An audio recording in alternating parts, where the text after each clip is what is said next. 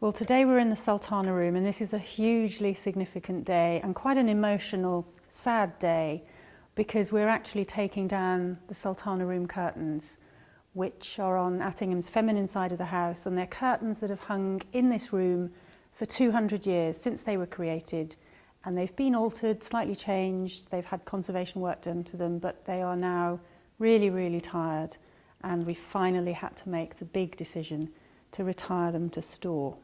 The curtains were designed in 1812 by Gillows for the second Lord Berwick, and this was about the time, 1812, 1813, when he was marrying Sophia Dubochet, who was very young, and he was extravagantly spending on the house to make it ready for his marriage, for his new young wife, and spending huge quantities on the decoration and the furnishings to the extent that he reached bankruptcy in 1827.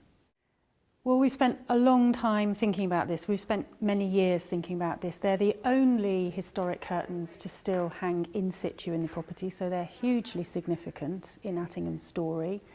They tell layers of the family's history in that they were commissioned by the second Lord Berwick, altered by his younger brother, the third Lord Berwick, when he came back to refurbish Attingham after the bankruptcy. And they were altered again in the early 20th century by the 8th Lady Berwick with her seamstress, Miss Nunes, when she did an awful lot of work with very little money on keeping Attingham going, making do and mending. So she actually tried to keep the silk on its last legs, keep it going, and reuse patches of it. Part of this has been repaired by our last Lady Berwick, and if you look at this, the outline, she's cut it very, very carefully and put it on the original and patched it.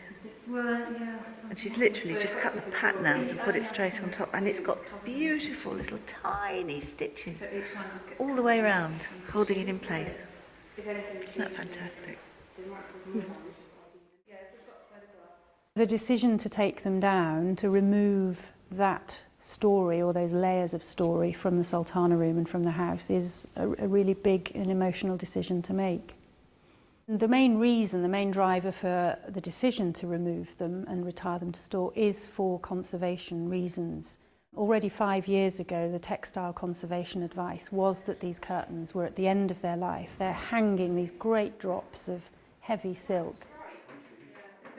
And they're right on the visitor route, so even with all our very careful measures in place and asking people to be extremely careful, and our conservation conditions for the interiors to protect them from light, to protect them from humidity, to protect them from pests, to protect them from handling and touching.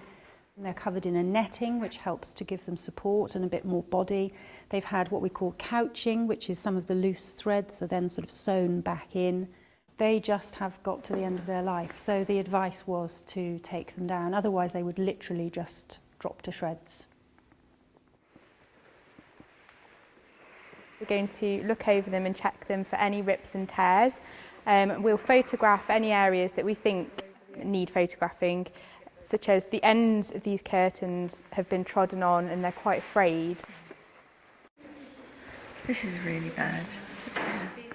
A shame. So we'll record any damage and put it on a condition report. Then we'll pack them away in special archive boxes wrapped in tissue paper, and we'll take them out each year to check their condition against what we've seen today.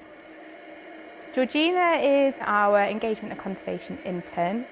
Georgina is using a low suction vacuum cleaner called a museum vac, and she's using a pony hairbrush which is gentler than some of our other brushes to dust off the tassels that we've taken down in the Sultana Room, to reduce the amount of dust and grime on them so that bugs and insects do not find them an attractive home when they're in store. There are some hooks left in the top where they were obviously used to be hanging. They're quite sharp and they're quite long, so we were talking about whether we remove the hooks or whether we keep them on, because you shouldn't really store two different types of materials together because they react differently in storage to humidity. But one of the important things is that the hooks themselves have actually been sewn on by the 8th Lady Berwick, which makes them important in their own right. So what we're going to do in this case is to wrap the hooks individually in tissue paper to protect the curtains from them and store them with the curtains.